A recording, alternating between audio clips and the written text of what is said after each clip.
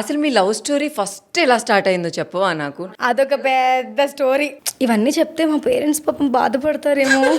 Aunty please, మీరు ఇప్పుడు ఒప్పేసుకున్నారు కాబట్టి మా భానుని ఏమనకండి, ఓకేనా?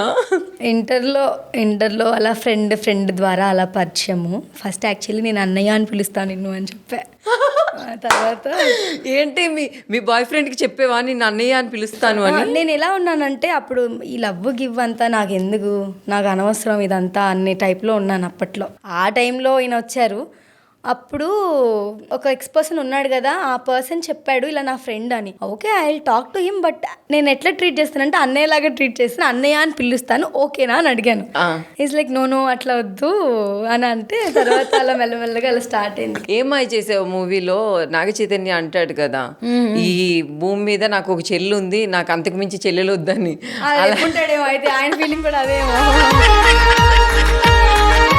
ఏ ముహూర్తంలో మీరు కలిసారో కానీ పెళ్లి ముహూర్తం వరకు వెళ్ళింది. I'm very grateful for that కదా.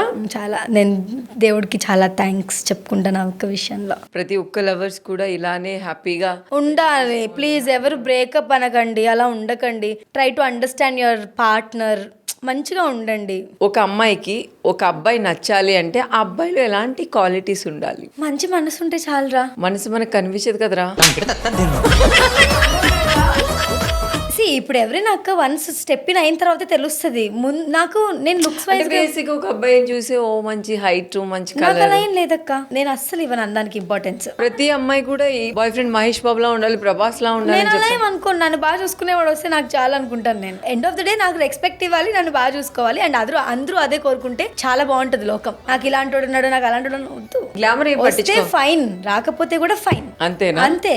ఏదైనా మనసు బాగుంటే గ్లామర్ కూడా బాగుంటది. నీలో ఏ క్వాలిటీస్ నచ్చుతాయి తనకి? అది నువ్వు నన్ను అడగకూడదురా, అటు సైడ్ అడగాలి. కాల్ చేస్తే అరే రే నోరా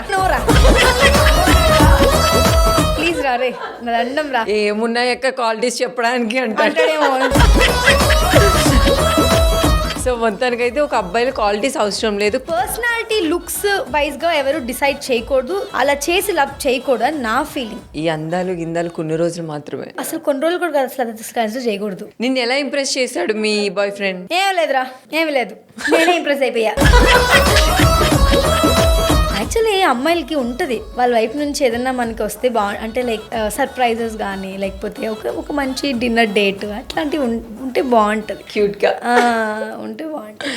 చాలా మంది కొన్ని ఇయర్స్ లవ్ చేసుకొని తనే నా లైఫ్ అని అనుకుంటారు, కానీ అది ఏమో ఎలా జరుగుతుందో తెలీదు. సడన్ గా ఆ అబ్బాయికి వేరే అమ్మాయితో పెళ్ళి అవుతుంది అని తెలిస్తే ఆ ఫీలింగ్ ఎలా ఉంటుందంటావు?